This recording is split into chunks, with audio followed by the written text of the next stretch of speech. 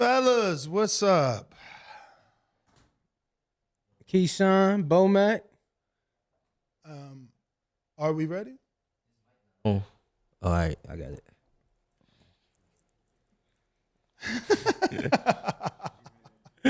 Look at Bomac taking a visit. Cut me out of it. He cut me out of it. Keyshawn. He said he ain't cut you out. Oh, he didn't. Keyshawn, Bomac. Gentlemen, how you doing? Bomac, make sure to bring that mic to your mouth so we can hear you. We doing good, man. Second day out here. Finish up training camp out here. We doing good, man. Now, coming from Colorado or Nebraska? Nah, this time we was in Nebraska this whole time. Okay. So what brought you to Vegas to finish out camp? The UFC gym. Top Rank took me to the UFC gym about 3 weeks ago.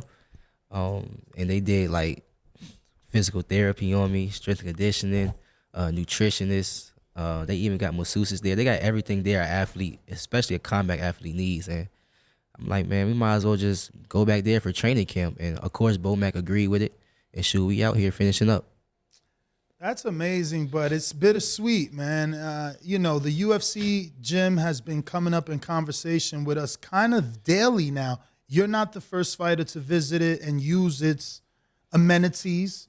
Most recently, Wilder was using it. Obviously, Jeremiah Milton uses it. Badu Jack was using it. Charles Joyce. Martin, Joe Joyce. And I'm like a little frustrated that we have all these rich people in boxing. We can't create our own unique facility that will obviously cater to you. Like, it's not hard to get a cryo room within a few thousand square feet. Like, Floyd had the dude traveling with him. It's not that hard. They have portable locations. To build a sauna, none of this stuff is hard, but they letting the UFC beat us out because, like you said, for an athlete, they have everything you need. It's a one-stop shop, and I understand convenience.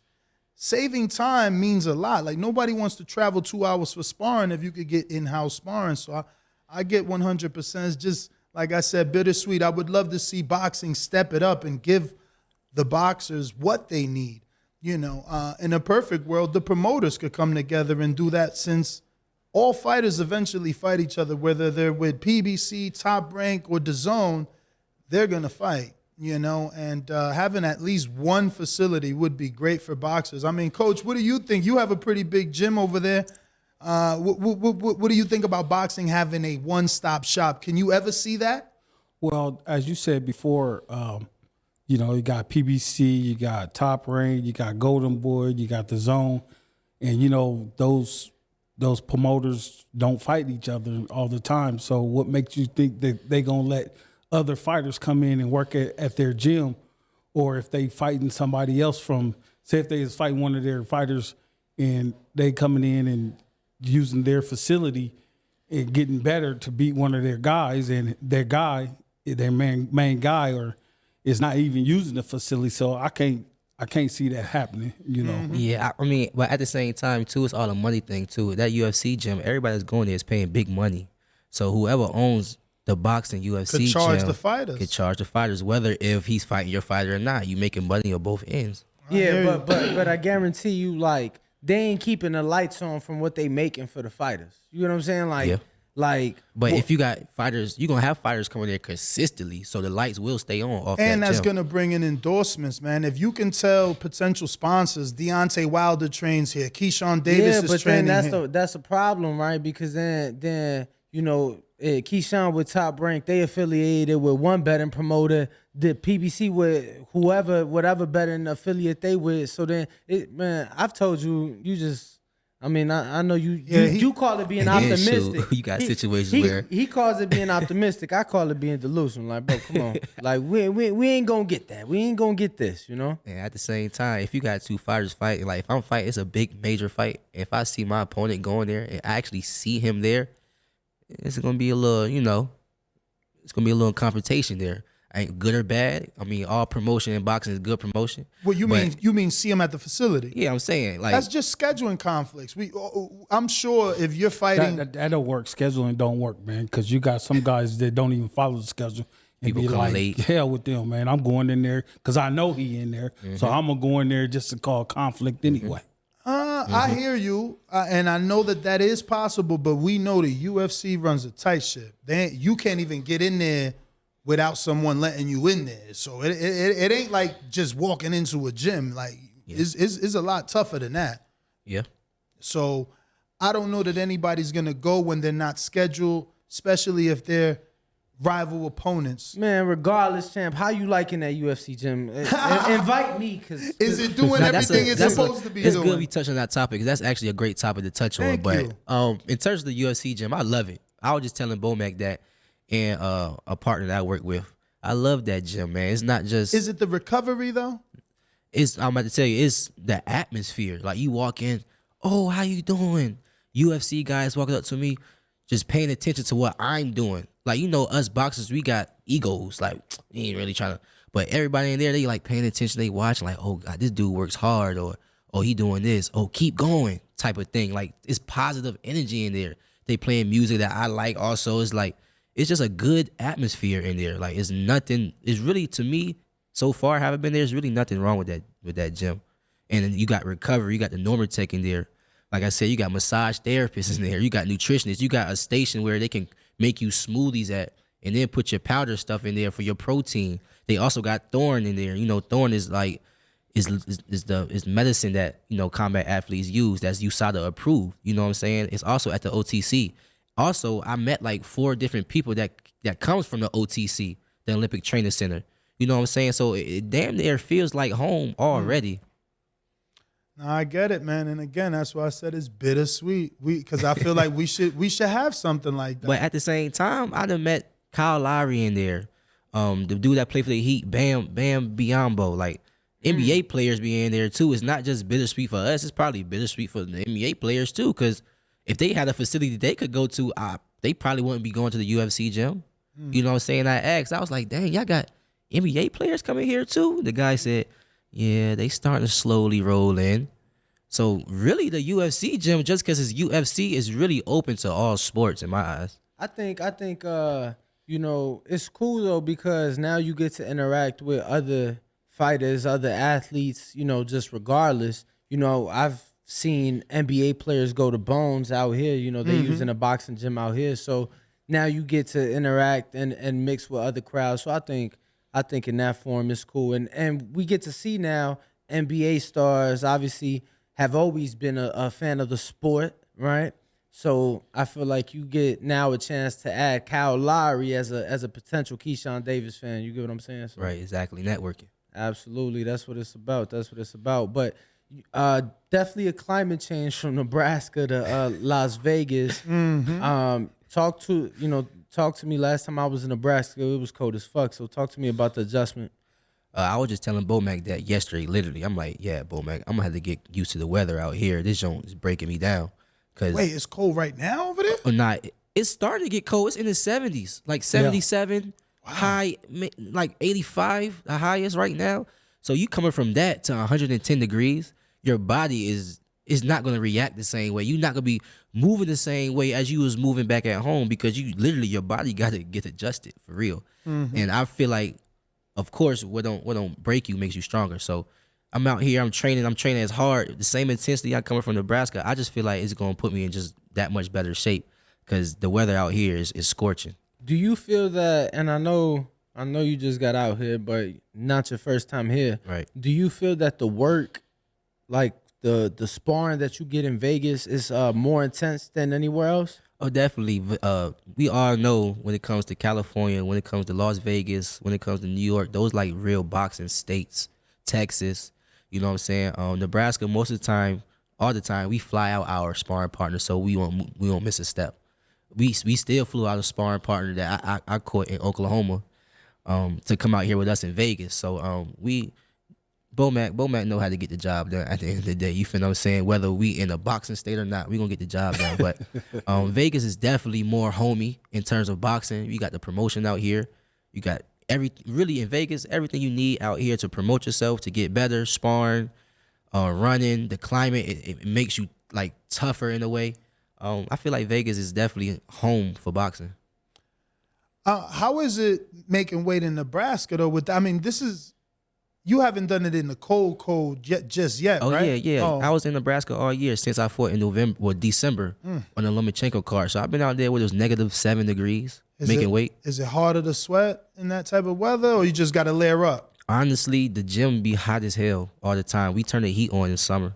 And you know, boxers, we don't train in cold. Like, we keep the gym hot. They got the heater in there, and also we got a sauna in there. So honestly, making weight for me and my brothers, DB3, was never a problem. Especially this camp. I cut out a lot of extra junk food I used to eat and stuff like that. I really cut all of that out. Started drinking gallons of water every day for real. And now I'm walking around at 140. Who cooks for you? Bomac is a chef. If y'all ain't know, he's a real deal chef. He's a real deal They chef. know it. They know it. They seen it already. I think Nessa had called him and asked me if he can come in for a meal, and I had turned him down. I think that was about a couple of years ago when I seen him in New York. So I gotta ask, was it the chess game? Like Nez beating Bud in chess, is that what got you in studio finally, Bomac? Or? No. I don't think you even know. You ain't even know about that, right? What? Did I beat him? No, yeah. I can't. I gotta see it. I gotta see it with my own eyes. You beat Bud. I beat Bud. Okay, all right. I'm Yo, gonna take your word for it. But man, I'm it's gonna so call, funny. I'm gonna call Bud in It's so action. funny the way it was, right? Because I'm like, Champ, let me play you in chess. I sent him a video of me beating Hasim Rahman Sr. back to back. So I beat his son first, and then he's like, nah, you got to fight me now. So I beat him twice. So I said, Champ, sent it to Crawford. I said, Champ, let me play you in chess, and we start over if I win. Yo, God let me win that first game, because I promise you, he spanked me 3 straight after that. Because I beat him the first one, but then he wanted a rematch. And I'm like, damn, do I give him a rematch? Because he might not give me the interview now. But I gave him a rematch. But, yo, he's good. I told him, we talked the other day, I was like, I'm practicing because I'm not going to lose again. He was like, I'm practicing too. Because, yo, he didn't know I was that good. I'm telling you. He said, hold up, I got to pull over, because he tried to play me while he driving. Come on, man. But the whole time, we was in the car too. But I was parked. We was I parked. I gave him respect. I parked. I said, nah, because I seen him playing Usyk too. Yeah. You play chess? I play chess, but I'm not good for real, but I know how to play. That's at least you know. At least you know. Yo, I would have thought y'all would have thought my man was sparring. He was like literally nervous, like palms. I'm like, Champ. I told him we in the studio. I told him like, yo, let's go outside, let's smoke, get you chill, because he over here. I'm like, bro. He's like, I lost already. No, and that's what's crazy. That's how I knew it was God. Because I lost. He wanted to give up. He was like, if we was in person, I would have knocked my piece over. Yeah, because and quit. that's what you do. Respectfully, if you see you losing, you're supposed to knock your queen over. You ain't supposed to draw out the game. Like, so I'm playing on Terrence's app, so I can't quit. It don't let you quit. And I'm like, bro, I can't quit. He's like, yo, just keep playing. And he's like, how could you win? I said, he gonna have to make a mistake, bro. There's no way I could win unless he make a mistake. As soon as I finish that sentence, mistake made. So I was happy. It was just like boxing. It was just like boxing. Hell yeah, because you could be losing, and then it's just like, boom, that one punch changed everything. Nah, word. That's Yeah, what I'm word, telling you. It changed the momentum. I'm telling you, it changed the momentum. Absolutely. Speaking of momentum, did you watch Isaac Cruz and his performance on this pay-per-view over yesterday? Sunday? Yes, sir. Or Sunday, yeah. What's your thoughts on his performance? Obviously, someone in your division. I'm not leaning towards speaking about a potential fight, as I know that it's Top Rank and PBC, but it is taking me to another conversation I had with Devin that I'm sure you're aware of. No, I'm not aware of that, but I'm aware of the fight. He looked good, honestly. He looked good, and it was another Isaac Cruz performance. I feel like he went out there and he did what he was supposed to do, especially the opponent that was in front of him. I feel like the opponent was in front of him, was a little weary of him. And like I said, Isaac Cruz went out there and did what he was supposed to do. For real. Now, obviously, when I said I thought you were aware of what Devin Haney said, we had him in studio. Oh, I know what you're talking about now. Yeah. Yeah, we had him in studio, and he mentioned that he thinks you and Rolando Romero would be a good fight right now. Back then, that was June, right? Yeah, that was right after Rolly had lost and Devin had won undisputed. And if I remember correctly, I'm pretty sure he picked you to beat him. Yeah. Then so and then he tried to. You seen what he did, right? He tried to put my back against the wall. Like, what? You saying Keyshawn can't beat him? Yeah. I'm like, I ain't Yeah, I saying seen that. nothing. I see that. I think I posted it and everything too. But what is your thoughts on Romero? Do you think that is a fight that you would like? Obviously, again, PBC, top rank, probably not something that'll happen. But do you believe that you can beat him right now the way that Devin believes? Yeah. First of all, shouts out Devin Haney, man. A lot of them world champion fighters don't like calling out the young up and coming guns, and he one of the ones that did it. So I really respect that. And but not only that, hell, I mean, I feel like I can beat almost anybody. But in terms of Rolly, I will. Can I cuss up here? Absolutely. I will fuck Rolly up. Like, I've been saying that before my debut. Like, Rolly, what is he gonna do? Like, his skill level is just not on my skill level. His IQ is not on my IQ. Well, he gonna go in there and try to throw a whole bunch of bombs to hit me? Good luck. Like, you're not just going there and just hitting me, as y'all seen in my last fight. But as I keep stepping up in opponents, y'all gonna see, like, my defense is just as great as my offense, and my power is just as strong as my speed. But I just haven't got a chance to display my full attributes yet. But y'all gonna see. But in terms of Rolly, I will fuck Rolly up. He know that. He's smart for not calling me out, because if you, first of all, if you call me out, the fans want to see it. But not only that, it's embarrassing getting beat up by a 5-0 fighter. That's very embarrassing. I mean, you are an Olympian. I mean, you could be looked at like a Loma, a Rigondeaux. You know, those are fast track people. Even Shakur, you know, I mean, Olympian. Ain't nobody fight. Like, typically, I ain't gonna say nobody. Typically, guys going into their 5th fight, ain't nobody. They ain't fighting somebody with 19 fights. Mm-hmm. You get what I'm saying? So you are being moved at a faster than normal rate, you know. So, Yeah, but and you already co-main. Technically, I didn't fight nobody on Rolly caliber yet. True. But at the same time, Yeah. people be forgetting that these people that I fought, okay, it's amateurs, 3-round fights, but it's a high level. Them guys are not no pushovers that I just fought. Them guys is way older than Rolly. Them guys got real families. Them guys fighting for their lives in a 3-round fight. I felt the pressure. Them guys didn't feel no pressure like that yet. Probably Rolly did when he fought Tank, but all the fights before that, them guys did not feel no pressure like that yet. When the whole America is watching you and you on TV and your ass got to perform every single night. Like, that's different pressure. And if it don't break you, make you stronger. And I came into the pros and I showed. I've been showing ever since, I feel like. And like I said, I ain't really get to see really the tip of the iceberg of me yet. Like, I'm 5-0. Like, potentially I can go up to 30-0, 35-0. Like, imagine when I get 16-0. Imagine when I get 10-0. Would Rolly even be in a conversation with me? Think about it like that.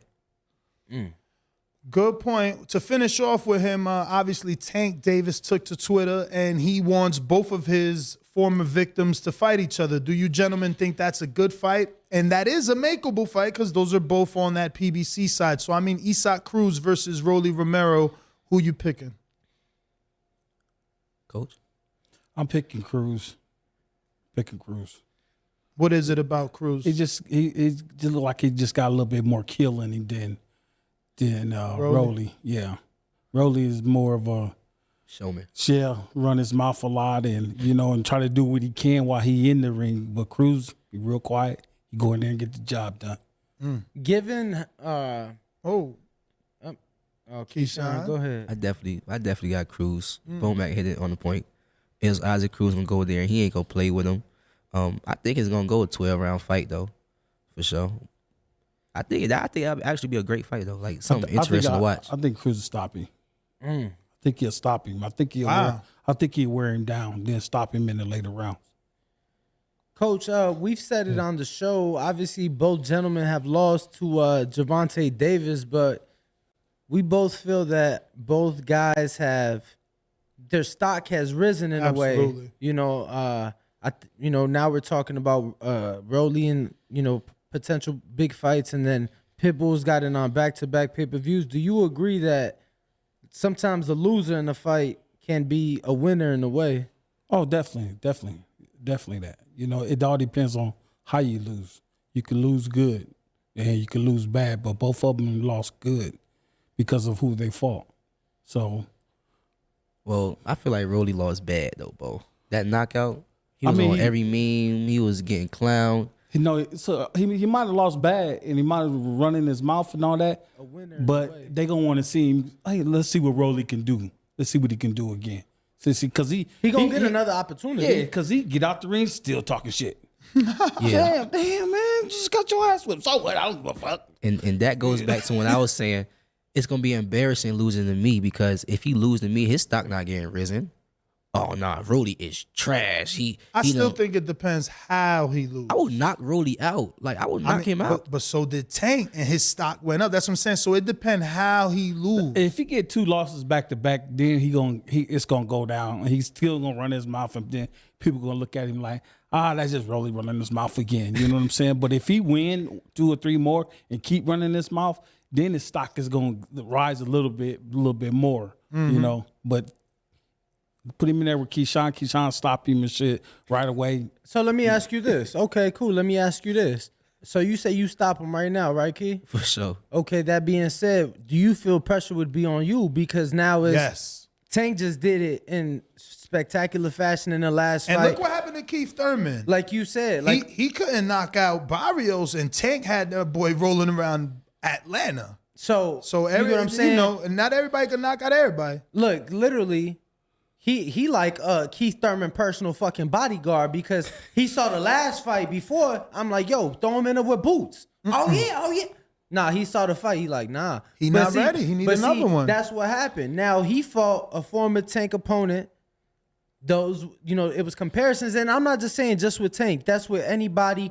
If you was to fight anybody that Lomachenko's fought, anybody that Tio's fought, anybody that Devon's fought. Those Well, I think comparisons- specifically Tank is worse because he was a featherweight. He started his career at featherweight. So for Thurman as a welterweight my man- that in his career moved up to 54, beat Carlos Quintana, bruh, it don't look right that you ain't knocked that man out. Like, Tank had him rolling around. Now, I get it. A win is a win is a win. Mm-hmm. But that's why you, on the outside, asking for an Earl fight, asking for a Crawford fight, because the knockout sells, you know what I mean? And you ain't one time in a long time.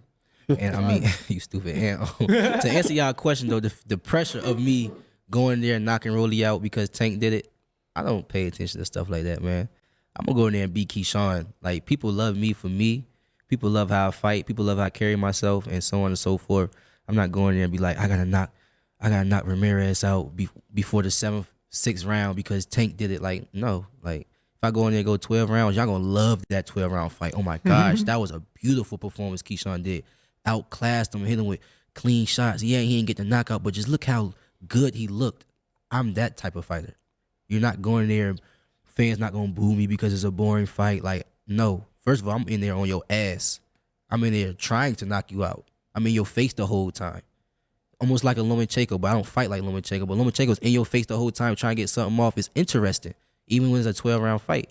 So I feel like I bring the same to the table, just in my own style.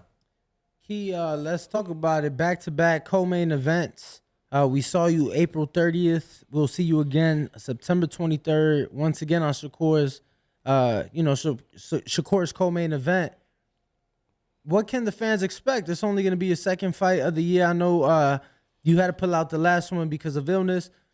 What can the fans expect September 23rd? First things first, y'all can expect that I'm not pulling out of this fight. Trust and believe that. I'm feeling great. My stomach felt the best it ever felt in a long, long time. Not really having those stomach issues. Even in the April 30th camp, I was still having stomach issues, but I was able to fight. But I'm thinking, okay, I'm getting over it.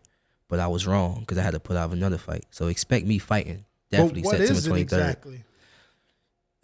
They explain it like it's real bad acid reflexes, and I'm really taking all kinds of medicine every day for it. Like, I'm taking like 5 different medications every single day for it, and it's legal. It's USADA approved medications, of course. And yes, it was just more intense than I thought it was. When I was going to the April 30th camp, I wasn't taking no medication. I was just eating more proper. But sometimes I still have some chips here and there. I have a little soda here and there because I'm thinking it's not that bad. So it feels like an ulcer? Exactly.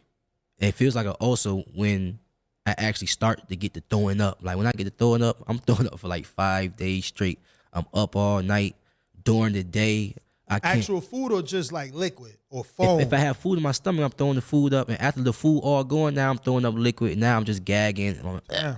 You feel me? Like it's really serious. So we taking it that serious this time. We eating right. We taking this medication every day, and so on and so forth.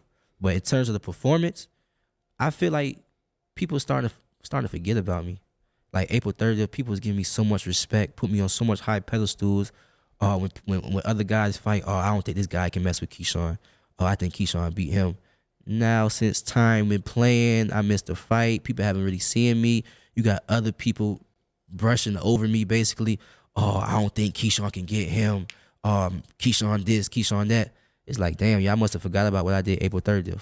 Fine, I don't care. I know boxing. You got to keep proving yourself time and time again. So this fight, just know I'm going to stand on business. And y'all going to remember and always remember after this fight who I am. Champ, but you got to know that even after September 23rd, somebody somewhere. I'm not missing no more fights after September 23rd. I hear you, but somebody somewhere, because you talking about with the fans, people going to talk regardless. But I'm not really tripping about the fans talking. I can feel the energy switch. Like, they believe in me. Because I'm not dumb. I'm aware of everything. I'm just this type of person. I can feel the energy switch to them saying, oh, Keyshawn the next greatest, to I don't know about Keyshawn. You could just feel it. You could feel it. Mm-hmm. It's straight like that. You can feel it. So now if that's what motivates you and drives you, that's all that matters. You know what I'm saying? If that's what's going to push you to be the best version of you, that's all that matters. How has it been though? Because that's still a long camp, no? Like, you didn't get that fight. You know, Ken Porter likes to say, I don't know if you guys remember, at one point, Sean Porter and Leonardo Tyner had an exhibition. Before exhibitions were hot, they had an exhibition in the Porter gym because the fight got canceled and he felt like his son, quote unquote, has to bust that nut. Going through camp, he's like, I can't not let him get off because, I don't know, Coach, you could probably explain it better. I'd have been through that a couple of times before with other fighters. You just take your break, man. You just take your break, and when they do come back to camp, you give them 2-3 weeks, and when they do come back to camp, you'll kind of pick up where you left off at. Not with the same rounds and nothing like that. You'll scale it down, but then you'll work your way back up. You don't want to go right back into hard. Just we was at 10 rounds this week. We're gonna start back at 10 rounds. No, you don't want to do that because you're looking for injuries or anything of that nature. So you just pull it back, and then just slowly but surely get back up to where you need to be right before a 10-round fight or a 12-round fight. But the great thing about being with these guys is it's 3 coaches. It's Bomac, it's Saul, and it's Coach Red. And I also got a coach that I love to be around me. His name is Chance. And every time I'm in a training camp, I learn something new. No, like, for real. I'm learning, either I'm punching different, I'm thinking different, my feet is moving different, or my position to my defense is different. I'm learning something new. So even though that was a long 7-8 week camp that I did and didn't get to fight, I still developed as a fighter because I'm learning. I'm still learning. I'm still grasping. So like he said, we just getting right back to the technical of things, getting right back to that, adding on to it. But in terms of the intensity, we just gonna gradually pick it up. Is this fight coming up another 8-round fight? Yes, sir. Okay. But honestly, I can really go 10, but it's all about being smart too. Bomac, are you ready for Keyshawn to go 10? Yeah, he ready. He ready. I think we are. What we at 24 minutes now. Mm-hmm. We're at 24 minutes next week. Well, honestly, we passed 24 minutes. Well, I'm talking in terms of sparring. Oh, 24 minutes straight, or 24 minutes divided into 3-minute rounds? That's 4 minutes. We go 4-minute rounds. 4-minute rounds. Okay. So he's there. He's there mentally. He's there. How many is it? A minute break or 30 seconds? 30 seconds. Stool, no stool. Nah, no stool. You don't stool and spar. No stool. Not many people. I'm trying to think who else I'm seeing doing 4 is Boots. Core, definitely Shakur. They definitely doing 4-minute rounds. Yeah, that's not common. Yeah. It's not easy neither. Shit, it's not easy. It's definitely different, for sure.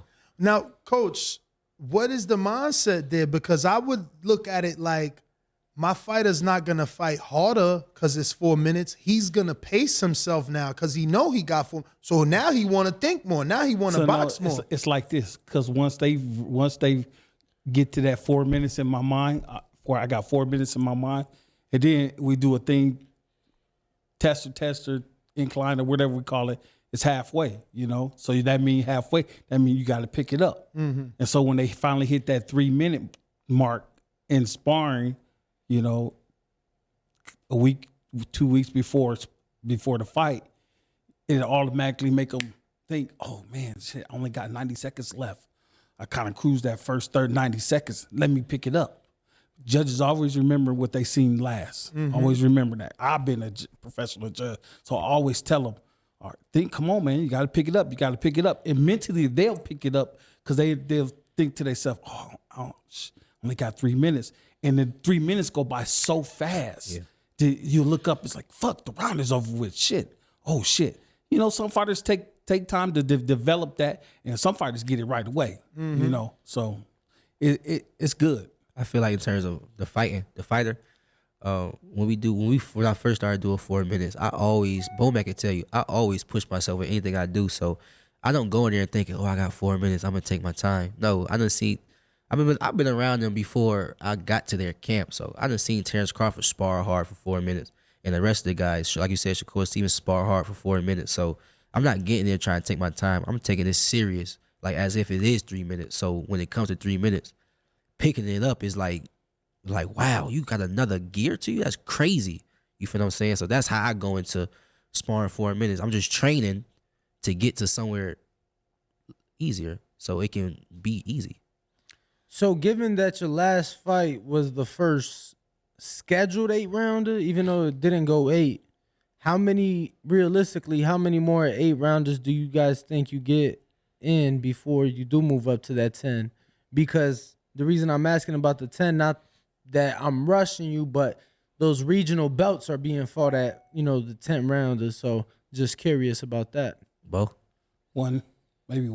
Maybe. So you think this maybe. This one and one more? Yeah, maybe one more. Okay. Maybe, And to correct you, it was some regional belts been fought at 8 rounds. Yeah, because I was just about to fight for one. Yeah, my last fight. I was gonna say the youth belt. I forgot. I believe is the youth and the NABO. The NABO Continental Americas. Maybe I'm not sure, but Bo, I think it's anything to get a sanction fee. Yeah. Nah, but I see 2-rounders out there. You ain't never seen no 2 rounds. The shit could have ended in 2 rounds. The shit could have ended in 2 rounds. But Bomac, I gotta ask you, you getting the fees, but that does get them moved up the ranking. Yeah. Yeah. You don't agree? Yeah, it does. You pay for everything.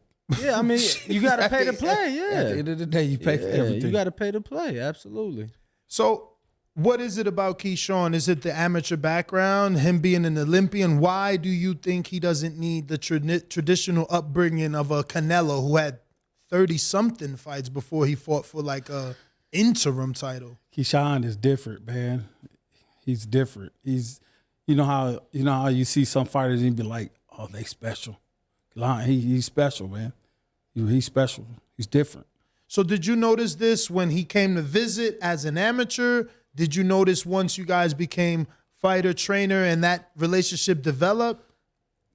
Like you said, as soon as he came over and we started working together, I was like, oh shit, this little dude is fucking mean. You know what I'm saying? Fuck you. Shit, that's my type of fighter. Fuck you, your mama, your daddy. Fuck all you motherfuckers.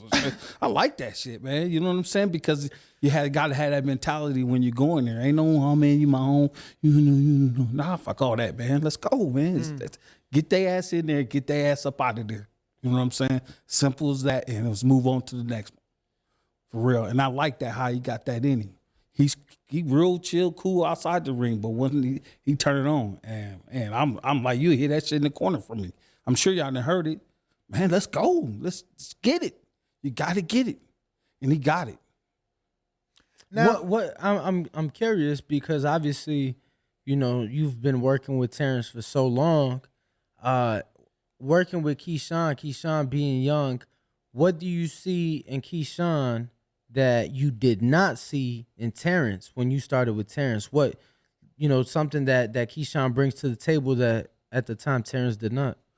So it should be like the other way around, because Terrence is the first champion I developed, right?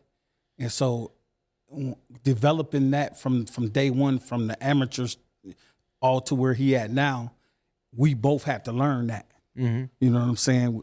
And before, I didn't know it. You know what I'm saying? And it's called on-the-job training. So when you get to Keyshawn, since I'm already knowing what it takes in that it factor, I seen it in him like right away. You know what I'm saying? Since the first time you start to work together, even before he was over at OTC and we was at the gym, they'll come over and I seen him spar. I seen him spar Shakur. I'm like, this little motherfucker cold and shit. Damn, you know what I'm saying? And then I seen him spar maybe one or two of my guys and shit. Man, you get your ass up out there and fucking with the nigga, man. you know what I'm saying? So it's not that I didn't see it in Terrence. It's that I had to learn it first. Yeah. You had to learn how to see it. In order to recognize it. And the only reason I asked is because obviously, like you said, you and Terrence learned on the job. You guys came up together. Keyshawn had the amateur background. He had, the silver medal and what have you. I was just curious if you saw anything, there that you didn't see before. That's all. Well, I got one for you, Bo.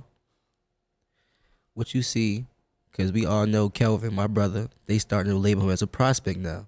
He's starting to earn his stripes. So what do you see in terms of being him? What do you mean? The differences between the two brothers, I believe is what he's asking. The difference between two of y'all? Yeah. Calvin, y'all know he just got that got good win. Just everybody's seen it and shit. Before that was a good knockout. Calvin is a sponge. Calvin is Soaking a it sponge. in. He's soaking it all in, and at the same time, he still got his two younger brothers. You got one still a top amateur, and then he got one a top professional, right? So he's seeing all that. People look at Calvin like, you got a little ways to go. And so he's soaking that in, and he also soaking the training in. And the thing about it is, us as trainers, we don't train them no different from I train Keyshawn or his little brother to him. You'll train different as what you'll tell them what to do different because they got different styles, but the same mentality, And that's what I like about Calvin. Calvin is more of a silent killer. You know what I'm saying? He gonna go get you. He ain't gotta tell you he gonna go get you. He just gonna come get you. And then afterwards he's gonna tell you, see, I told you quit fucking with me. You know what I'm saying? But Keyshawn at the same time, give you that look. Yeah, I'm about to. You ever see him? You ever really watch him? You ever really watch him? You ever see a fighter? Just they hit that switch. It's like, oh shit, he about to fuck this dude up. You ever watch Keyshawn? You ever really watch him? I ain't never seen that. But I did see that switch when y'all told Crawford he was down in the Porter fight. Okay, so his Who told him that? Because I felt like it came from the announce table. It came from Tim Bradley, I think. He said that Andre Ward had him down. So, but Keyshawn, you can see that little grin. He get that little grin on me. I'm like, oh, man, this motherfucker having fun. Something. Yeah, he having fun. See, I feel like I pick up on it because I've picked up on it with Shakur, right? But I feel like, I've seen Shakur spar over 100 rounds. So it's like I've seen it so much that I know I'm like, oh, okay, he just flipped the switch. But I'm coming to watch you spar today. I'm trying to see, some shit. Why has Devin Haney never been to your gym or sparred with Crawford? Well, I talked to Bill a couple times, and I think they sparred Bud. I think last time Bud was out here, but it just never came together. Just schedules and all that, just never came together. Key, you ever sparred Devin? No, but I would like to. They called for me twice, and I'm still trying to get it set up. I mean, you guys obviously here now. Do you think that your style is different from Camboso's? Like, would you want it for this camp, given that you are here in Vegas and he's in Vegas? And y'all in 2 different points in y'all camp, too. He's early in. His fight ain't until October 15th. You more about the peak. Yeah, I mean, it's really up to him if he want to spar me or not. Like, I'm here, I'm available. Like, I can't really say too much on what they got going on. You know what I'm saying? All I can say is I'm here. We can reach out to him, see what's going on. I would love to spar. You feel what I'm saying? Have you ever bled from your nose during sparring? Yeah, I got hit with. It was like not a bum, but like somebody just caught me real quick. Boom, and I had a little blood. Yeah, and it was bad after that. Bo. That shit You mean hurt bad too. for the opponent? Oh, for sure. That was Bomac. For sure. Bomac, has Crawford ever bled from the nose in sparring? Oh shit, I think so, man. It was literally like, for me, it was really one time though. Like real shit, one time. Well, you might answer yes to this then. Being as though you only bled once, can you believe Devin has never bled? That's what he said. No. His father got $1,000 bet. Anybody could bring proof that he's ever bled in sparring. I mean that shit. I mean, probably right, probably wrong, but I mean that shit don't that's matter crazy for real though, though. right? Like, because fuck jabs make your nose bleed. I mean, not really. I think it just depends on the person, man. Look at it, because shit, you had a hell of a long amateur. You know what I'm saying? Extensive amateur. In the pros, you didn't spar top guys. You just say you've only bled one time, so, Right. So I can believe it. Yeah, I can believe it. I mean, when you're talking about top guys that are defensive minded, that are responsible in the ring, I could definitely believe it. I mean, you got Keyshawn here one time. I could see. Well, that's Devin. why I said. That's why he might have answered yes because of that, being as though he only bled once. I just thought, man, that's pretty tough. You know what I mean? Because, I mean, you know, and Devin has a long list of people he's been in the ring with. Right. Bomac, so November 19th? No, the reason I'm asking, because 9 times out of 10, I'm finna fly a shorty in, so I gotta see which city finna be cheaper for that weekend to see who so November 19th, Las Vegas? No, Keyshawn, September 23rd. Right. Newark Prudential Center, I mean, ESPN. That's who's sitting right there. Yeah. That's why I'm talking to the I'm just person. saying who's sitting right there. That Keyshawn sitting right there. This is Keyshawn Davis show. Yeah. I'm just, Okay, coach. all right. Shouts There we out go. Bud, There we man. go. Shouts out Terrence. There we go. We gonna get that win regardless. Right. Trust to believe that. Right. So that fight ain't dead. Matter of fact, Bud will be here tomorrow. So you ask me yourself. Okay. There you go. Okay, let's do that. So I gotta ask though. He traveling a lot. He was just in Houston. Hold on. I gotta ask because I saw it. If I've never seen it before, and I had seen it before, but Bud is a man of his word. I saw it. He told Nessie like, "Yo, you beat me. You get in your interview. We gonna set that up. Whatever." But yo, coach, I gotta ask. You offered me that fight, and I ain't never get no written contract. You said Derek Carmen. You called me. You and Bud called me when I was fat as hell. See, I ain't fat as hell no more. I'm only fat. You called me. I said I only wanted 100,000 for that fight. Hey. I ain't never get no contract. Hey, listen. You can knock out 2 birds with 1 stone. He'd be out there. KSI just did it.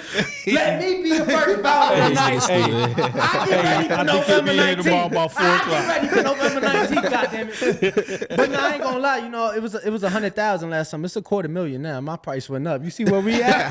My price went up. Today's price is not today's price. I need that, man. Come on. That's funny. Well, handle your business, man. Do your thing. Coach, I do want to ask though, because I lost some money.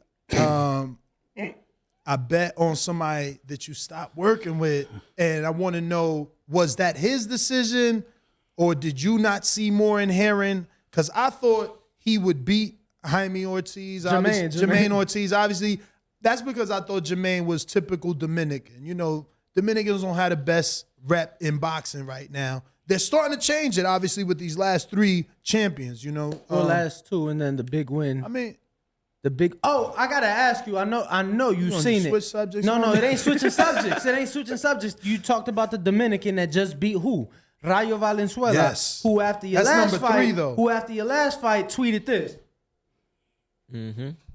Just curious, what you think of his fight this past Saturday? Honestly, I mean, I'm not even going to touch on the last fight. This one I'm gonna touch on. Wait, Rayo tweeted that? Yeah. After his last. This one I'm gonna touch on. Had you seen that? Yeah, I seen it. Okay. Yeah, I seen it. Okay. But I've been telling, and this for the fans that's watching.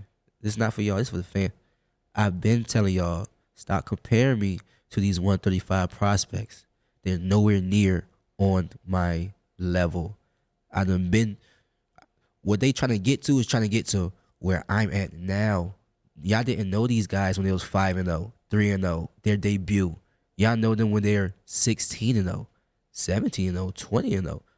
These guys are trying to get to my level, and they still trying to get to my level, obviously.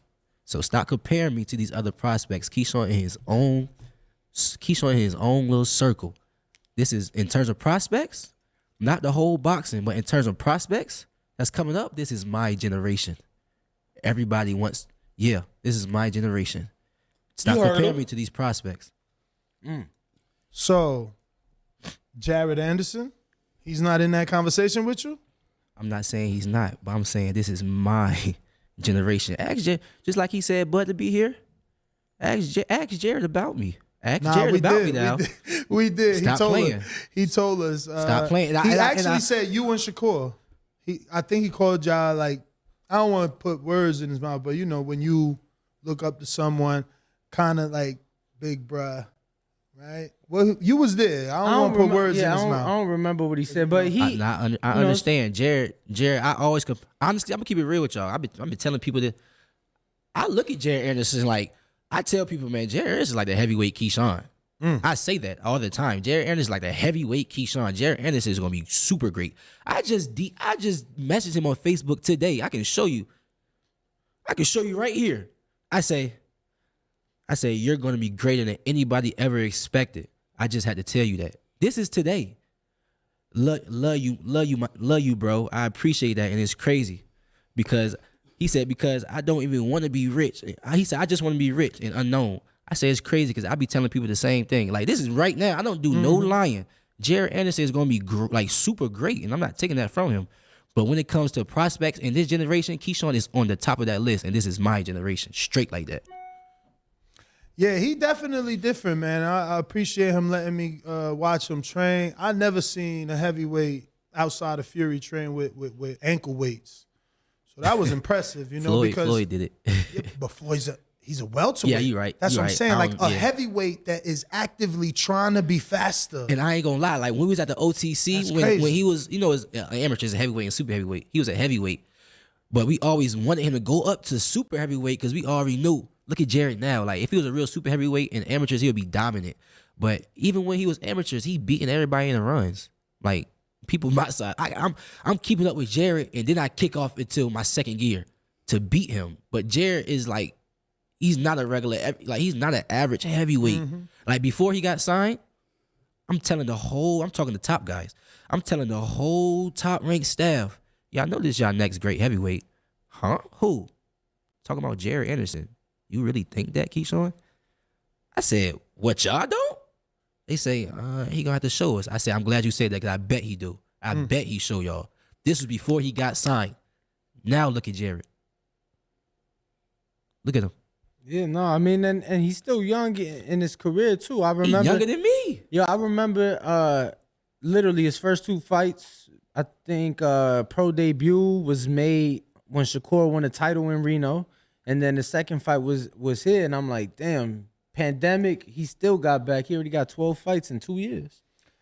No, he's definitely. Speaking of getting fights in though. Can we expect, all goes well, September 23rd, can we expect one more before the end of the year, do you think, for, beginning of 2023? Definitely one more before the end of the year. Definitely. Really? New York? For sure. December 10th? T.O. card? Leo, I was going to say Leo, yeah, what he said, Heisman night? Y'all going to see me before the end of the year. Okay. On the best cards like y'all been seeing me on. True. I got hold on. I'm thinking because November 19th would be an 8-week turnaround. Y'all also gonna see my brother at the end of the year, before the end of the year too, Okay. Kelvin Davis. Okay. Yep. Is 8 weeks too quick of a turnaround for you?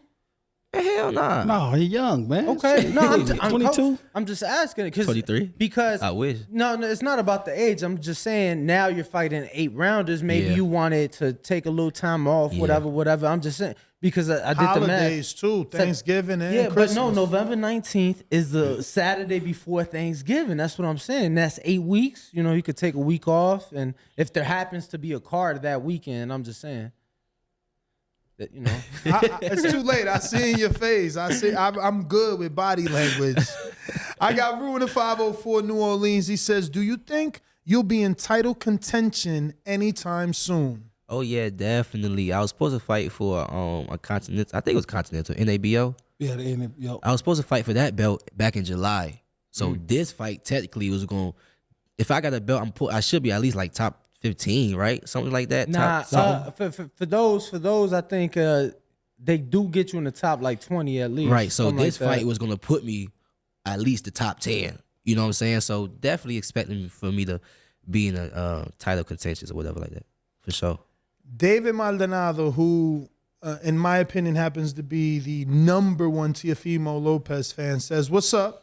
I think Pitbull Cruz stops everyone on Devin Haney and Tank Davis' resume except for George Kambosos and Jose Pedraza. So on that note, who would you pick and how in those fights between Pitbull Cruz versus Kambosos and Pedraza?"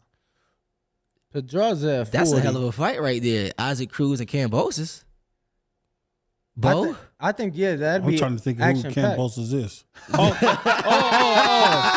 Oh, okay, yeah. I know. Oh man, that's a tough Yeah, one. that's man. a tough one. That's a tough one.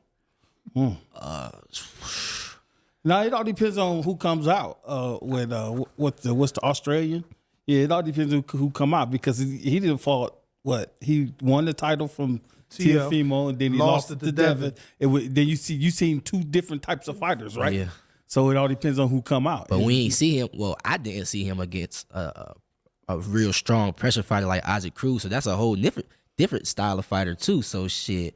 Either way, even though he fought those two different guys, he's still not bringing what Isaac Cruz is bringing. Yeah, but at the same time, will he try to fight him back or will he try to box him? Right. Like he fought what's the name? He fought Tio. Teofimo back. Yeah. Like, yeah, when you hit me in my mouth, nigga, I'm hit you in your mouth 2 or 3 times. You know what I'm saying? That's So how Tio was fighting. That was his style. So that's why I'm thinking if Pitbull come out like that, we might have us an action-packed fight, a little back and forth. Remember that Kambosos, people get caught up in thinking Kambosos is this come forward fighter where he's more of a counterpuncher. Yeah. So It's hard Cruz counterpunching fight- Cruz though. Tank was trying to do that for 12 rounds. And that's Tank. But one hand. Yeah. He hurt that hand in round 3. Yeah. It was early. It was early. So Tank, Cruz won yesterday or whatever it was, and everybody's talking about Tank. It's just like, we forgot that quickly that he beat that boy with one hand. Do we really want to see a rematch with 2? Like, I mean, Nah, I don't want to see no rematch of that fight. Tank is great. Tank need another great fighter in front of him to have a rematch with. Have you seen the back and forth on Twitter between him and Ryan that's led people to believe that is going to Man, the happen. only That's in reason the Ryan is able to call out Tank is because of the people. He got a big fan base. Like, come on now. Like, Ryan is a C+ fighter. I will fuck Ryan up. That's another fighter I will fuck up. Tell Ryan to call me out. He wouldn't call me out. I'd be so stupid to him. he had 40.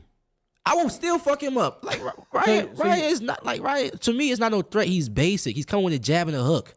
Have you ever His fought chin him on in the the air. amateurs? He don't know his range for real. He don't know distance. What his IQ looking like? He doing the same thing from round 1 to round 12. Literally, y'all watch him fight. No, you're Yeah, right. I Because mean- he don't What cut the kind of IQ is ring that? off. He What- don't cut the ring Yeah. off. I hate that he don't cut. He getting a win. He getting a knock, but he ain't cutting that ring off. In Against the the style last 2 opponents. fights. In that, what was the dude from Ghana? Oh my I forgot his name. I know y'all talking about. I watched it. Bruh, It was so boring. He just kept going out. To go. Emmanuel to go. And then the last fight, Tank would knock same him out. thing. Same Both- thing. both He of- don't cut the ring off. Man, Ryan know how to promote. Ryan is a great promoter. Have y'all ever met in the amateurs? Because You right. y'all the same age. Yeah, me and Ryan. Or Me and he a Ryan. year older me and than you, Ryan. maybe. Me and Ryan always. Ryan always show me love. I ain't gonna lie. Even my pro debut when I seen him, he was still Ryan Garcia. Yo, what's up? I said what's up to him. He said what's up back. He always showed me love. So Ryan, I'm not up here trying to talk shit about you, But He's you just are a saying- great promoter though. Like I feel like your skill level is C+. I'm not your friend, so you know what I'm saying. But you're a C+ fighter, right? And I feel like I'll knock your ass out straight like that. Yo, You heard him. Yeah, You heard him. we saw him the other day. He was walking past. When was that? Friday. Yeah, he was We was called just him here. over. He like, I got a tea time. I'm finna go play golf. I'm Yeah, he like, was "Oh." playing golf. Yeah, you golf, Keyshawn? I box. Yo, I'm just at Bud goes fishing. I box. I You know don't do what no I'm other saying? sport. I was just telling my coach Chance, man, he need to learn how to teach me play. He need to teach me how to play tennis. I want to learn how to play tennis. I feel like that would be fun. It's active. You can work on your agility and stuff like I that. mean, I feel like Yeah. you need something, Definitely right? good for stamina. It was like suicides. We was talking about that the other day. I like going on runs. I used to run track and shit. No, I was just asking because I feel like everybody needs something, you know. Bud, we see Bud go fishing, like in the water and on ice. I play basketball. Okay, you nice? Yeah, yeah. Bomac Like, see me. like so you fool with Core because I've seen Core hoop. He a little. Core nice. But Okay. Core know I can play No, I too. mean, Core I- picked me up on his key. Yeah, come on. I mean, Core know how to play. Crawford just scored a whole bunch of points at the Tycoon thing. Is you that nice? Yeah. Hey, My man was looking like he was on Sports Center the way they had highlight. I'm like, what the hell? I thought it was like a rewind, but it was two different 3-pointers too. yeah, no, He said he had 30. he I dropped asked him, 30. did you get the MVP? He's like, no, they didn't give it to us. No, matter of fact, I know you don't want to talk about it. You gotta tell us what happened with Trey Songz, man. I don't know, man. You ain't asked? No, I don't know. Man, I would've asked. That'd been the first thing I did. Listen, it's if Bud is not in the gym, because I'm in the gym every day, Monday through Saturday. If he's not in the gym, I don't see him because he's always traveling, man. But somebody had to have hit you up like, yo, you seen Bud was about to fight Trey Songz? No, I stay off of social media and all that, man. That's a no. fact. I don't do none of that. My mind You is ain't in see the that gym. either? Honestly, I'm not really into that social media shit either. So I didn't I see it. heard about it, Yeah. and then somebody said that it wasn't Bud, it was somebody else. But I just seen it on Twitter, so I kept strolling. Now, if it went down, he would have called me. He was like, "Bro, And hey, you know man, what's you funny know what I'm though? Now that we talking about this, they was talking about that shit in the gym one day. And I'm thinking it was like in the past. So I just walk in the gym, everybody standing right there. I'm like, what the fuck going on? Terrence right there talking about it. I just walk in the gym like on some regular shit. I put my bag there. I'm tired as hell, so I'm not really trying to feed into all that loud energy right now. Right. But I'm listening to it. I'm like, what the fuck y'all talking about? Trey Songz this, Trey Songz that in the club. I'm like, oh, I don't know. But it's funny because they was really talking about that joint in the gym, like on some regular shit. You know, like. Man, we just saw 50 said my man's was wilding. He said he banned. He said Trey Songz banned for trying to fight Crawford over whatever. But I got Brandon in Houston that says this weekend we saw another popular 135-pound prospect, Rayo Venezuela, get beat pretty soundly. As a top prospect yourself, when you see something like that play out, what do you take from it? Good question. I love that question. It did nothing but motivate me. I seen it right as soon as I got off the plane because I was in the air, so I didn't really get to watch the fights. I had to go back and watch the fights. So as soon as I seen it, people texting me, Twitter going crazy.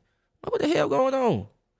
Then I see Rayo got knocked out. I'm like, oh, the guy y'all was saying that'll knock me out and do all this stuff to me, he just got knocked out? Okay, well, at least let me see who he got knocked out by. The dude was good. No, that dude. The dude is he that got right hook. IQ. You seen that right hook? Like he knew. And the crazy part about it is, I just watched it today.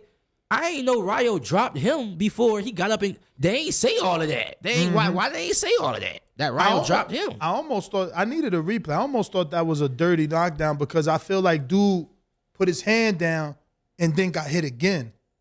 De Los Santos. Well, what you mean put his on the canvas? He put his hands down. like Rayo hit him with something. So it was technically a knockdown that the ref didn't jump in. So But The it was, dude won't even it was hurt like, though. So you got probably hit. right, but it don't even matter because dude got up and got on his ass. Yeah. And then knocked him like you know, he was the but- last minute replacement, right? He 1 wasn't- week, bro. That's why you don't take them last. And I get it for Rayo as a prospect. He's like, bro, I just did 8 weeks. I need my check, so I'm gonna fight whoever. But you don't know who the fuck this dude. I've been doing this 11 years. I never heard of that dude. But And they you say Dominican. I seen And I'm Dominican. I seen on Twitter though he fought Dominique Foster, Yeah. Oceanique Foster, and No, Oceanique. no, not Oceanique. William Foster the third, the second. William Foster. Oh, I thought they was talking about Oceanique. And is an off TV card. And he lost that by, Right. by And he majority. lost to Granted, Foster. it was majority decision, so I'm like, okay, I'm thinking in my head, House promoter probably got him. maybe he got robbed, but But he he signed ain't to getting no, Samson But too. at How the- you gonna give But Rob let's signed be to real Samson? though. Let's put everything on. Let's look at the bigger picture. If Rayo was who they say he was, Nah, he would never got beat like that. He good. Now the dude, no. He The dude is good. good. Rayo was 16-0. No, but he So good. Rayo technically should. I watched him spar the dude Shakur beat for his title. Joette He Gonzalez. good, man. And I watched him spar his brother, and he trained. We was there at his camp, man. You Yeah, don't think physically he he was good? bigger than Rayo. Physically, he was I definitely think he bigger. good. Man. That motherfucker left you got hook to see nice him too. He spar, could place though, it. yeah. He could place it. I'm telling you. The thing is, It's I a guess right hook. I feel He's like southpaw. It's a right oh, hook. it's with the He left. knocked. Boom. He balled up and boom. No, you talking about Edwin de los Santos is a southpaw. I'm talking about Rayo's is left is The orthodox. left hook to the body. Yeah. He talking about. Yeah. That's what he's I talking mean, about. See, for me, I ain't expect that. for expect me, it that. was different because you got to see him spar, right? And train, Yeah. run, all that. Yeah, see, for me, He's also run. Yeah, because listen, I'm telling you, Key, I ain't gonna say no name. I've been doing this so Yeah, long. yeah. I've seen dudes, right? I'm recording you. You know I'm there. You invited me to your camp. Yeah. Now this is the heavy bag, and you like, Right. meanwhile, I'm here. This is the camera. So you hiding behind the fucking bag on purpose. So now I turn this way, you turn this way.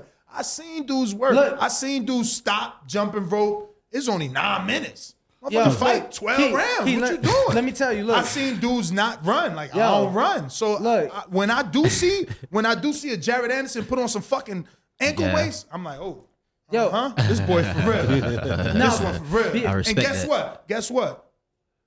Jared Anderson, we seen him and we seen Hergovich same week. Yeah. Hergovich was fighting Big Zhang. Yeah. I seen him spar. I put the house on Zhang. I knew he was going over 5.5. We all made money.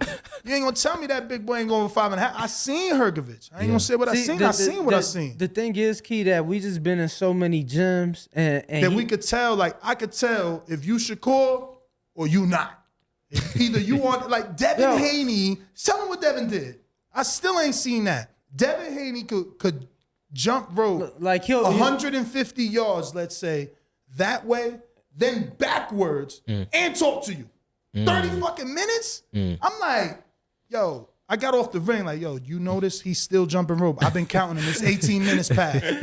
Now all of a sudden it's a thing. It's like, yo, it's 20-something minutes. Champ like, forward, backwards, talking to people. People spawn, I'm like, how the fuck is he doing that? Nah, but the I ain't thing seen is, nobody else see, do nah, that. And, That's and, great. And, you know, That's you great. come around top guys, and obviously you yourself and Bud, and bro, like there's levels. Yeah. You get what I'm saying? And I feel like you really realized it when you moved here and start going to gyms and camps here. Like there's levels, and you can tell, like, yo, some of these guys not like that. Yeah. And that's cool because they're able to make millions and feed their families and become champions, and that's great. Still successful, yeah. But some guys ain't like that. It's still levels even when you're on that high level. Absolutely. And those guys that's putting in that work, they have separated themselves. So it's like what I see in the gyms translates in the ring. Back to Rayo. Yeah. Which is what I'm saying. The runs and that conditioning, that's why he got up. He got dropped like 2 times, right? Or 3 times? 3 times. You don't get up unless you training. I ain't gonna. Right. Yeah. That's a fact. I know you ain't watch. Jerry Forrest got up 3 times. You said you went back to watch it, right? The fight. Yeah, I had to go back and watch it because I was on the plane. So you watched. I know it wasn't that long. Not on no funny shit. So you watched the whole thing. Yeah, I watched the whole thing.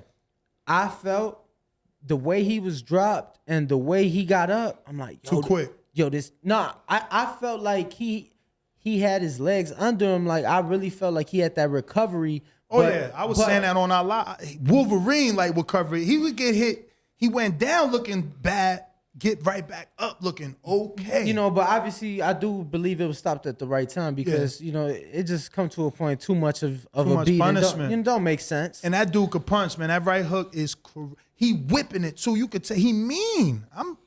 I'm shocked. Yo, it's always Samson find these little Latins out of nowhere with crazy skills, man. Shit, That's but crazy. still credit to Rayo though. I still feel like shit, he could come back and be something in the sport. He just chose the wrong opponent on the wrong night, type of a deal. So credit his trainer says he didn't listen to the game plan. They wanted him to use that jab, not fight fire with fire right there. Break him down a little bit, then put your power on him. But I ain't honestly shoot. That's a great game plan. He did come out fighting fire with fire. I see him throwing big hooks in the first round. I'm like, damn, you trying to knock him out already? But that comes with also experience. Like, I can feel a guy in there with me that's different.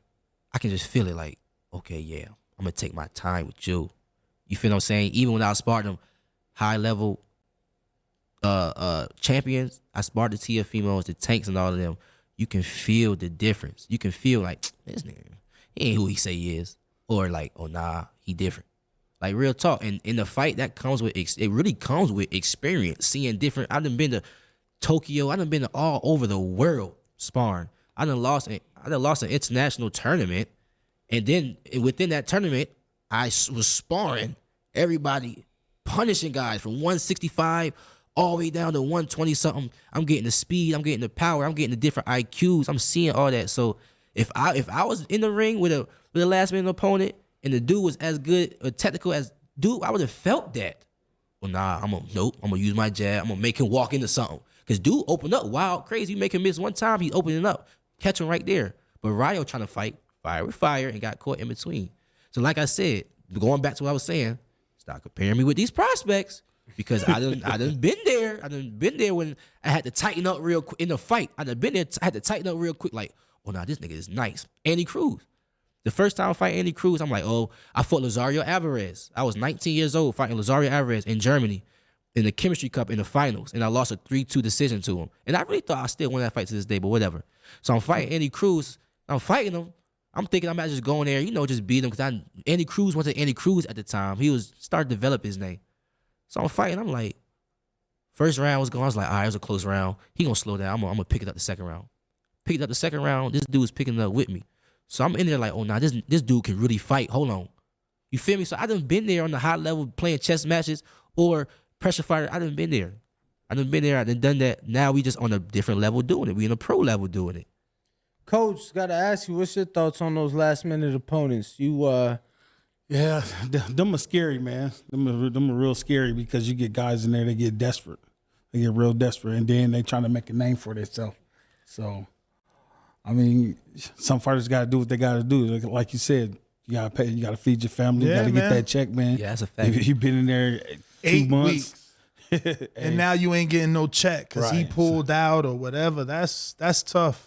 Yeah, and then also it could fall on the the team too, because you're supposed to pick the opponent as a team. It's supposed to be a team effort. You know what I'm saying? So the trainer should have been like, this motherfucker coming. You know what I'm saying? We don't need nothing like that. You know what I'm saying? Yo, because the guy was 14-1. His lone defeat was a majority decision loss, but 13 of his 14 wins was by knockout. Yeah, but it's the same thing like what Chris Colbert went through with Hector Garcia, who beat Colbert and just beat Gutierrez. It's like, you never fought nobody. All your wins is in DR. You want me to believe you a puncher? Colbert didn't believe that. He had to feel that. But it's like this. It's that mental thing, man. It's that mental thing. Hey, this is my shot. This is my shot. Yeah. I need to do something. You know what I'm saying? A lot of fighters don't get those opportunities, and that fighter got the opportunity, so he took it and ran with it. Now, Coach, how do you stop a person like Keyshawn from going into the fight with that mentality that he's better than, right? Because I'm sure Rayo looked at it like, this dude's 7 days short notice. I'm getting him out of here. I'm not going 10. I'm not going 12. I always tell guys, man, I don't give a damn who he is. You never underestimate another guy that wants to get in there with you. Never underestimate him. That's a fact. And I learned that my last fight. Like, okay, he was a step up fight. He 18-1. But I'm going on YouTube, watch how he fight, all the mistakes he making. It's like when you get in there with him, you don't really see them same mistakes he making because you got dodge punches at the same time. So I'm in there like, oh shoot, okay. All right, bet, yeah. I'm taking my time with him, but at the same time, I'm still gonna step on the gas because I gotta show the critics that I can, on my step up fight, I can still dominate and stop you. So I really had to stay sharp on my defense and tighten up. But Bomac right. I love that you're actually saying, because I'm sure there's dozens of fighters that are thinking everything that you're saying up until the fight, during the fight, but they don't say that. I love that you have that on your mind, and it's something that you know, the perception, you want to change it. Because it is important. We know that it's important, man, you know. That's how that, like you said, Ryan keeps getting these fights because he's a good promoter. I got a couple of other ones here. Brandon had a two-parter. He says, also, what would Keyshawn Davis do to neutralize a fighter with blazing fast hand speed, a la Ryan Garcia? I will fake the shit out you. If you got blazing fast hand speed, 9 times out of 10, you're relying on that. So if you don't know if I'm about to punch and I just keep you off using I'm going to feint the shit out you. Oh, I'm right here. Nope. Oh, right here. Nope. Oh, boom. Simple as that. Lawrence from Chicago says, what's up, champ? What are your long-term goals in the sport of boxing? Like in 10 years, do you see yourself as a 2-division or a 3-division, maybe even a 4-division champion? I see myself stopping at 54. I feel like I got a real physique body frame. And, I feel like I didn't even really grow into my body yet. I feel like I got a lot more filling out to do. And I see myself stopping at 54, of course, becoming world champion at each weight class I'm going to. I'm going to go at. Nice. For sure. James Valdez, San Antonio, Texas. Tank versus Ryan. Does Ryan see the 12th round? No. Wow. I don't think You so. know Gamboa seen the 12th round with a busted Achilles heel. Yeah, I know that, but styles make fights. We all see Ryan. I mean, let's be real. Gamboa was fighting on defense mode. It's hard knocking somebody out like that. Ryan Garcia comes for that action. He comes with that action with his chin in the air and a whole bunch of other mistakes. I'm not going to keep talking about him, but I just feel like Tank is great. Ryan is not great at all. He's a great promoter, but in the ring, he's not so much great. And it's going to show in the fight. Bomac, as a trainer, how do you feel? I don't want to put words in your mouth or tell you how to feel. How do you feel watching Ryan still do this? And now he was with Eddie. He was with his father. Now he's with Joe Goosen. Like, no one stopped him from. Well, man, you know, man, to be honest with you, man, when you get guys like that, they'll bounce around from training to training and keep doing the same mistakes and shit. So they in their own mind. Right. They their own trainer. Yeah. You know what I'm saying? And the trainer that's with them, you know. I mean, but at the same time, though, like, let's be real. Like, in boxing, in terms of up-and-coming top fighters right now, in terms of the Tanks and Shakur and all that, Ryan Garcia is in the best position in terms of everybody. He's in the best position. I mean, you listed, that's kind of different. Best position for what? To get a financial payday? Ain't that what boxing is about? You get hit in the head. But he going to get one and done. The way you talking anyway. Are you saying if you fight a Tank? No, you saying he's C-level, so if he fight Tank, it's done after that. I mean, not really, because he's like I said, he's a great promoter. There's not no telling what other fight he can get out there with. So he can fight me, promote me and him, and let's be real. Amir Khan? No. I feel like him and Tank is just the first Ryan Garcia big pay-per-view star fight. That's just the first one. Hold on. What Bomac talking about? I want to know. No, I'm trying to think of the fighter name. The UFC fighter, the one Floyd fought. Oh, McGregor. Yeah. How many times he's been knocked out? And he's still getting paydays. I was on my way here and I came across a video one time. It was after he had got knocked out, broke his ankle, and he on the ground talking about your wife in my DMs right now. I'm like, bro, you can't even stand on your 2 feet. Yeah. Yo, like Jake Paul literally got a chain made of Conor McGregor with that broken foot of that moment, and he's still talking shit. Yeah, but that's the reason why we still watch Conor McGregor and stuff like that. Yes. Like, you cannot take his personality, character away from him, man. He's always gonna be like a likable person in combat sports. And let me tell you something. That's something you can't buy. Like some fighters try that like persona that you can't buy that. Like you can't. You got to be born with it. It's like Broner. You know, love him, hate him, think he's whatever. He moves the needle. Yep. He moves the needle. I got Mike D that says, shout out from Virginia. Keep doing it big. Are there any other young boxers from Norfolk on the way up that we should be knowing about? Of course, Keon and Kelvin Davis. Other than that, I'm sorry to say, but shouts out Team Norfolk Boxing Gym. We just opened back up. We got kids in there, dedicated, seeing us, seeing how successful we are, dedicated to become who we are. But actually, shouts out to Jameer. I forgot his last name. He worked with Mustafa, and he's a national champion. He ranked #1 right now, and he lives in Norfolk. And I spar him all the time. He's a southpaw. What Mustafa though? Mickens? He's from New Jersey. Oh. Yeah, he's from New Jersey. And shouts out to Jameer. But Keon Davis, he's about to get on he should get on the team this December, the Olympic team this December. He's in and out of the OTC Olympic Training Center camps. And Keon is honestly, and Bo can tell you too, Keon is gonna be the best out of me and my brothers. for real. Hey, keep your name. Keep that name. That little motherfucker is cold, man. What weight class? Man, that man like what, 6'4"? Yeah. Oh wow. Like he gonna fight 147. Yeah. He'll come out at 47. Yeah. That little dude is nice, man. Man, he been sparring. He sparred Shakur 12 rounds at what, 17 years old. Yes, Shakur Stevenson. He sparred Shakur Stevenson 7. He sparred Tiger Johnson before. He sparred Freddie Rojas before. He sparred Troy Isley before. My boy Freddie.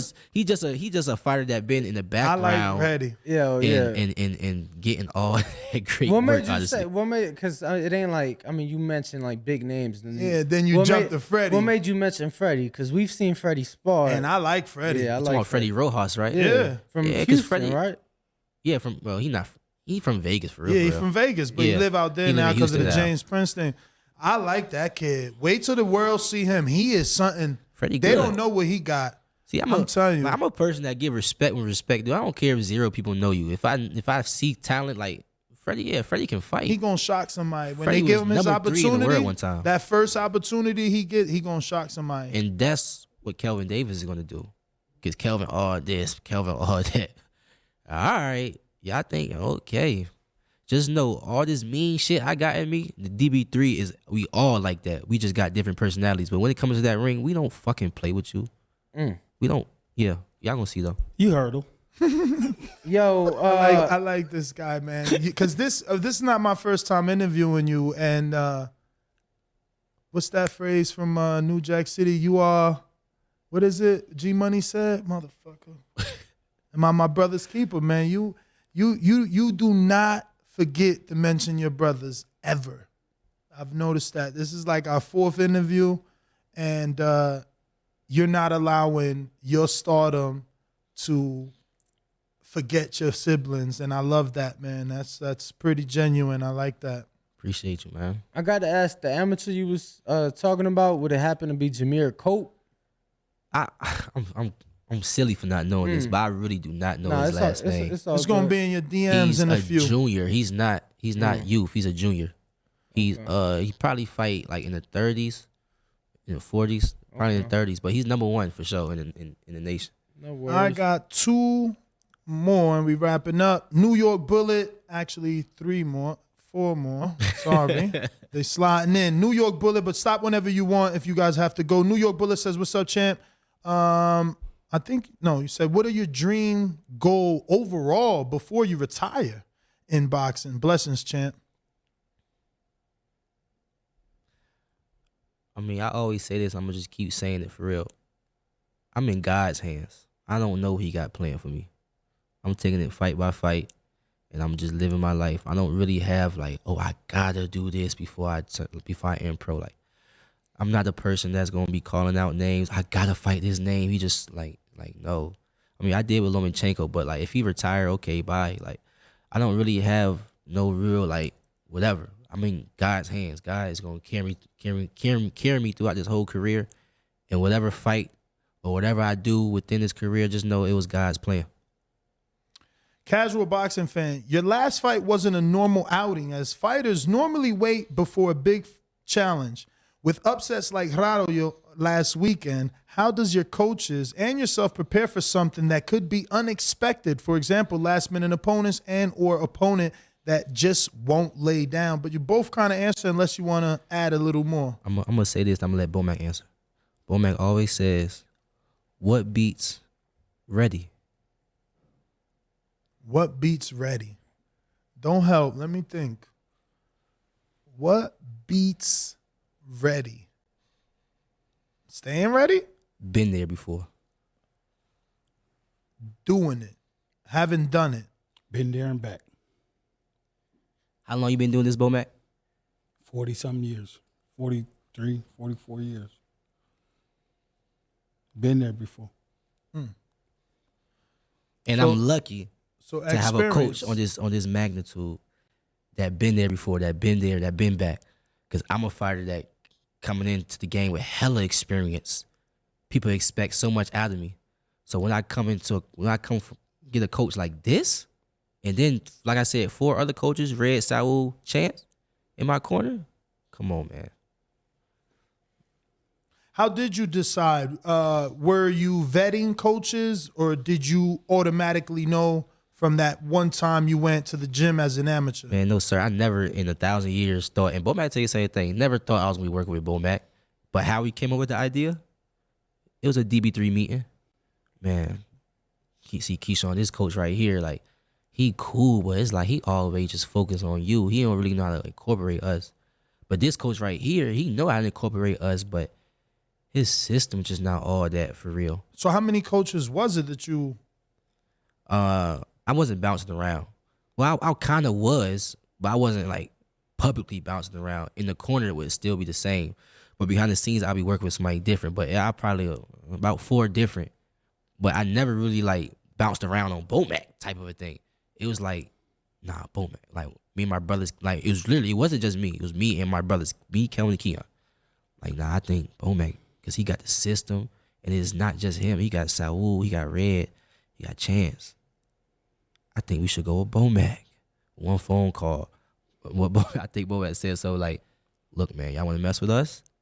That's fine. But we don't take no bullshit. And we don't take no lollygag. If y'all come out here, y'all fucking with us. And y'all doing what we do. Like, all right, Bomac, what's up? When we coming? I don't care. What's up? Man, like 2 days. Took us 2 days. The next thing you know, we out there. People, and he didn't even, all he did was have a conversation with the coaches. He ain't tell, and Terrence, he ain't tell nobody in the gym we was coming and stuff like that. Like my coach Chance,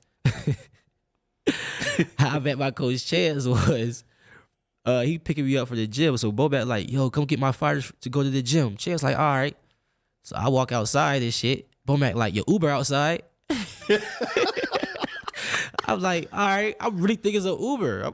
I open the door and shit.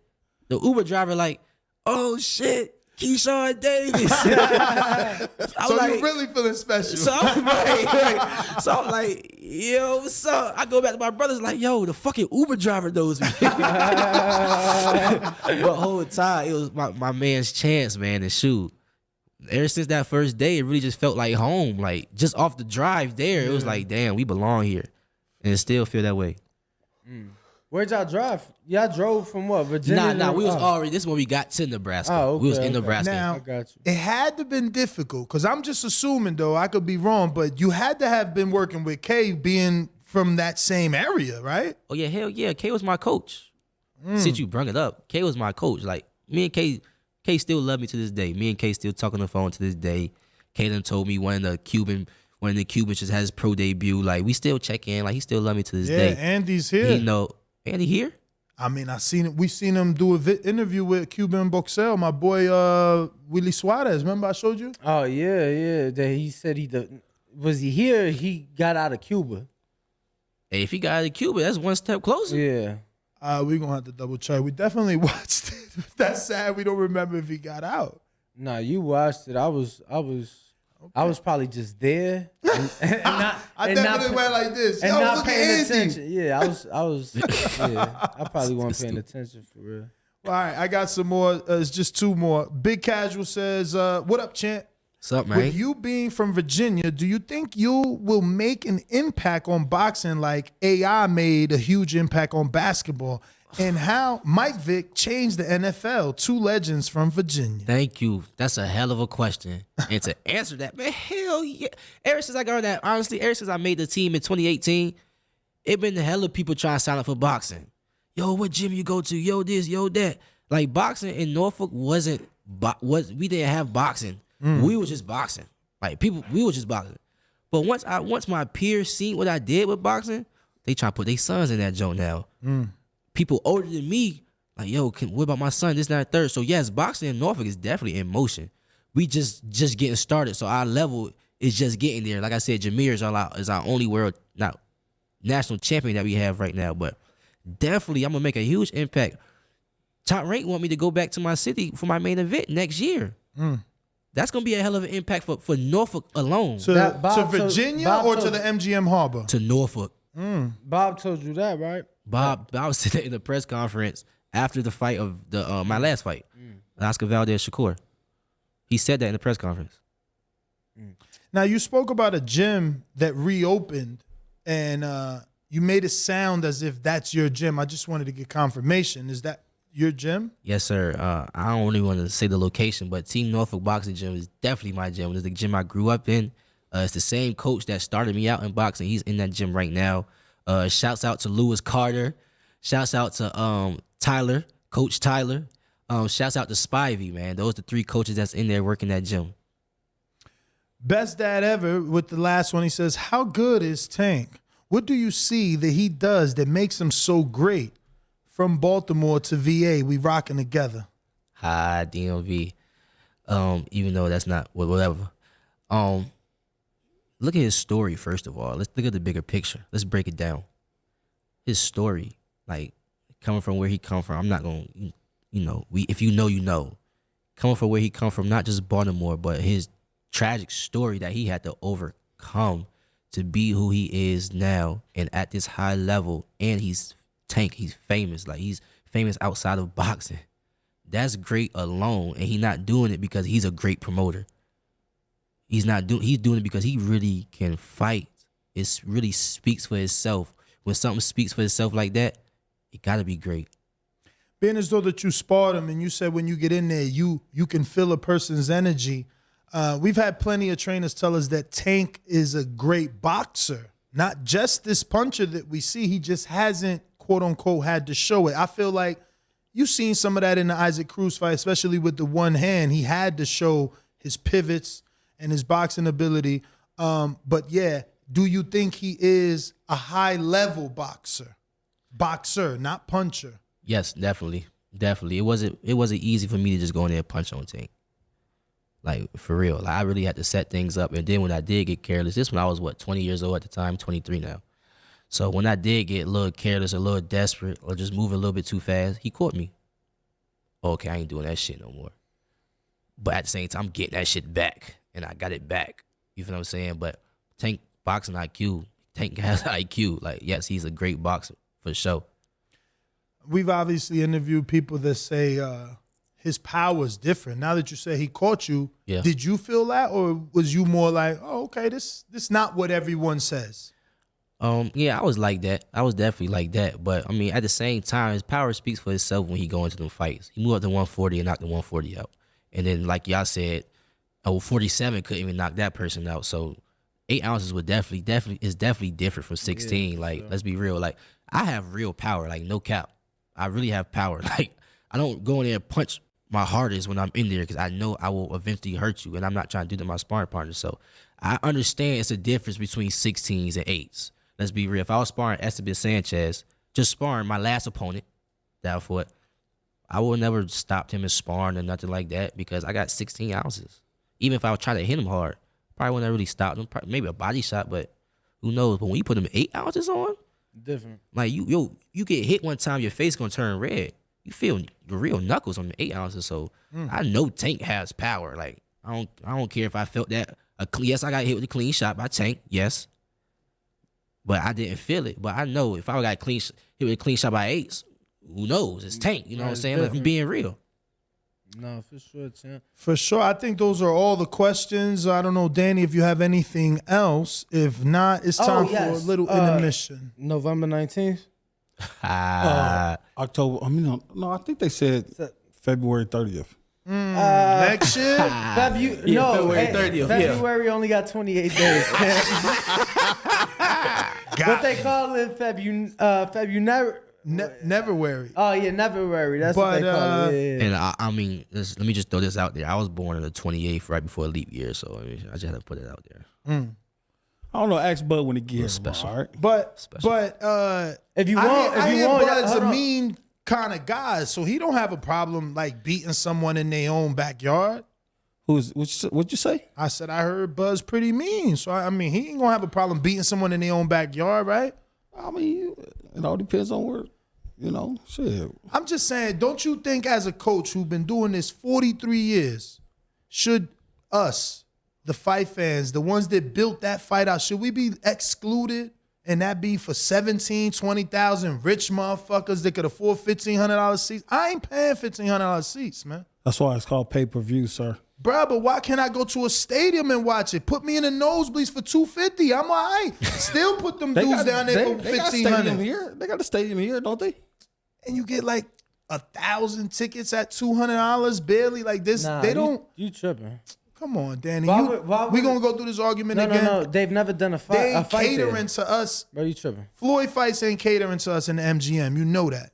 17,000 that go there. That's not us. But that's not what he said. ain't your He neighbors. said they have the stadium here, which they do, and that holds 70,000. Oh, that's what he said. That's what. Right. See, Okay. You know what? Listening to take you so far in life, champ. It's incredible. Okay. It's I'm just saying. But you know, because I was listening, Jerry Jones might Bomac- have a bigger site fee because you're right. There is a stadium here, but what he doesn't want to do is make me look good and help me as a good co-host, tag himself in and be like, nah, Bomac, I actually spoke to the owner of the radio stadium who told me ain't no boxing fight big enough.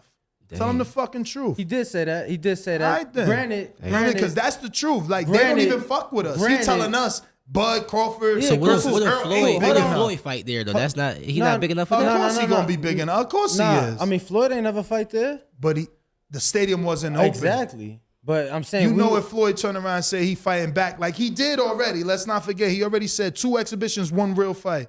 Let's see what that owner say then. And then I want Floyd to be like, no, because you ain't won no other boxing fight there. bro, That he shit's never crazy. said he never wanted to fight. He said You got the interview.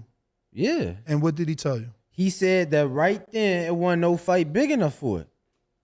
Meanwhile, we've been Now- waiting for Bud Crawford and Earl for 5 years. Okay, so Ain't no fight big enough. And during that time, neither fight ain't never said that shit was dead. But I'm at the just- same I'm just time, saying- we still got Canelo that went crazy at the in where we was at Dallas, Come on, 73,000. and I was there.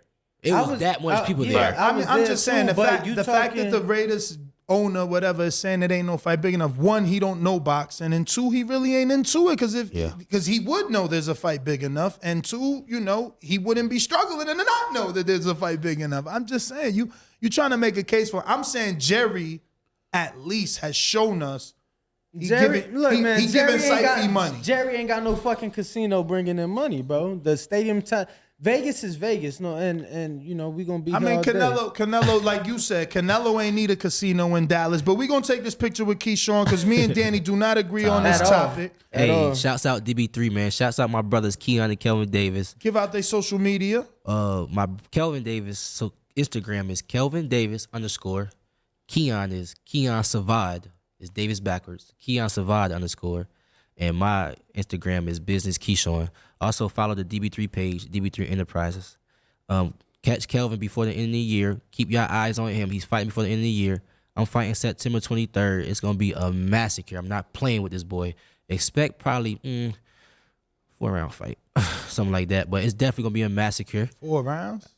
You gotta check gotta the stay on- line. I gotta- under. I gotta stand on business this fight. I can't fuck around. I gotta show y'all who new Keyshawn. ESPN Top Rank September 23rd, co-main event of the evening. Let's get it. Bo, one last one for you from the people. It says, what amateur prospects y'all got coming out of B&B Coach Bomac?